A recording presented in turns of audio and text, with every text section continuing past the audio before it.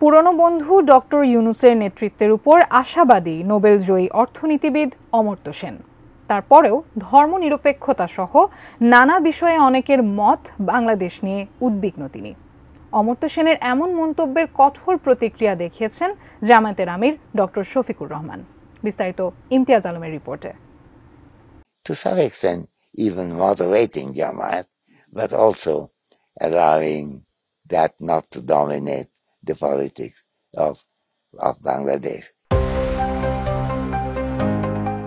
নোবেলজয়ী অর্থনীতিবিদ অমর্ত্য সেন শৈশবের অনেকটা সময় কাটিয়েছেন ঢাকায়। তার প্রাথমিক শিক্ষা জীবনের শুরুও হয়েছিল এখানেই।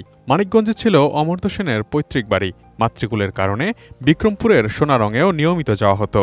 জায়গাগুলোর স্মৃতিচারণ করে তিনি বলেছেন, বাংলাদেশের সাথে তার গভীর ব্যক্তিগত সংযোগ আছে। তাই অনেকের মতো তিনিও উদ্বিগ্ন বাংলাদেশ কিভাবে এই সংকট অতিক্রম করবে।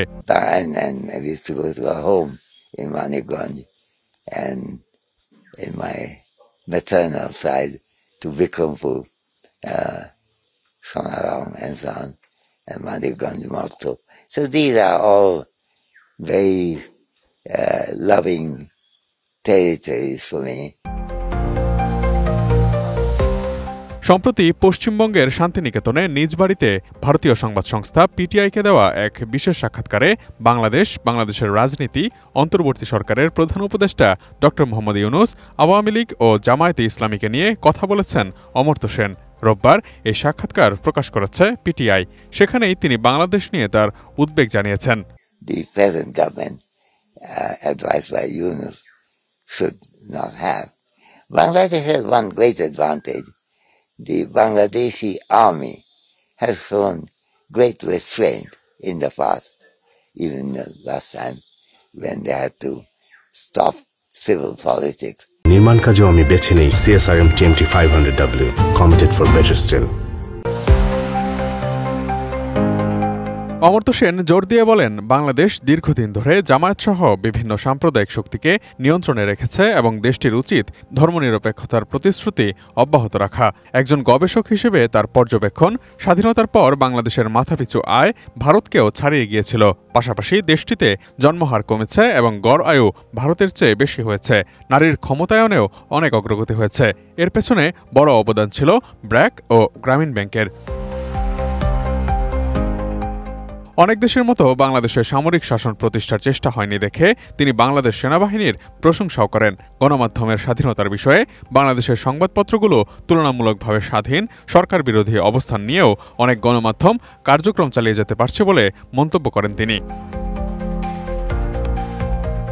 তবে বাংলাদেশের বর্তমান রাজনৈতিক সংকটে আওয়ামী লীগ নিষিদ্ধ করার সম্ভাবনা নিয়ে সতর্কতা জানিয়ে অমর্ত্য সেন বলেছেন, এমন পদক্ষেপ নেওয়া হলে অতীতের ভুলেরই পুনরাবৃত্তি হবে।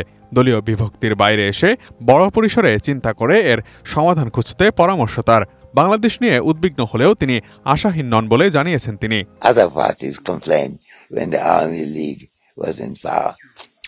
So I think we have to take a broader view. Hope that the Bengali concern with freedom, with plural platform. Mohammad ইউনূসকে বাংলাদেশের প্রধান উপদেষ্টা হিসেবে মূল্যায়ন করতে গিয়ে অমর্ত্য সেন বলেছেন, ডক্টর ইউনূস তার পুরনো বন্ধু। ডক্টর ইউনূসকে অত্যন্ত দক্ষ ও বহুদিক থেকে অসাধারণ একজন মানুষ হিসেবে অভিহিত করে তিনি বলেছেন, একজন নেতা হিসেবে ইউনূসকে বিভিন্ন পক্ষের কথা বিবেচনা করতে হবে। বাংলাদেশের রাজনৈতিক বাস্তবতায় ইসলামী দল ও হিন্দুদের দাবির ভারসাম্য রক্ষায় তার সক্ষমতা নিয়েও আশাবাদী তিনি। এদিকে নোবেলজয়ী অর্থনীতিবিদ অমর্ত্য সেনের বাংলাদেশ ও জামায়াত ইসলামী নিয়ে বক্তব্যের কঠোর প্রতিক্রিয়া জানিয়েছেন জামায়াত ইসলামের আমির শফিকুর রহমান। নিজের ভেরিফাইড ফেসবুক পেজে এক পোস্টের মাধ্যমে এই প্রতিক্রিয়া জানান তিনি। ফেসবুক পোস্টে জামায়াতের আমির লিখেছেন, ভারতের নোবেলজয়ী অর্থনীতিবিদ অমর্ত্য সেন সম্প্রতি বাংলাদেশের অভ্যন্তরীণ ব্যাপারে অনাকাঙ্ক্ষিত নাক গলানোর মতো কথা বলেছেন। বাংলাদেশকে সহনশীলতার সবক দেওয়ার কোনো প্রয়োজন নেই। পতিত স্বৈরাচারের পক্ষে তিনি খোলামেলা ওকালতি করেছেন, যা বিস্ময়কর, অগ্রহণযোগ্য ও নিন্দনীয় বলেও উল্লেখ করেছেন তিনি। পোস্টে জামায়াতের আমির আরও বলেছেন, জামায়াতে ইসলামী সম্পর্কে অমর্ত্য সেন যা বলেছেন তার বদ্ধমূল ধারণা থেকেই তিনি তা বলেছেন। বাস্তবতা পুরোটাই উল্টো। Imtiaz Alam, desk report, ATN news.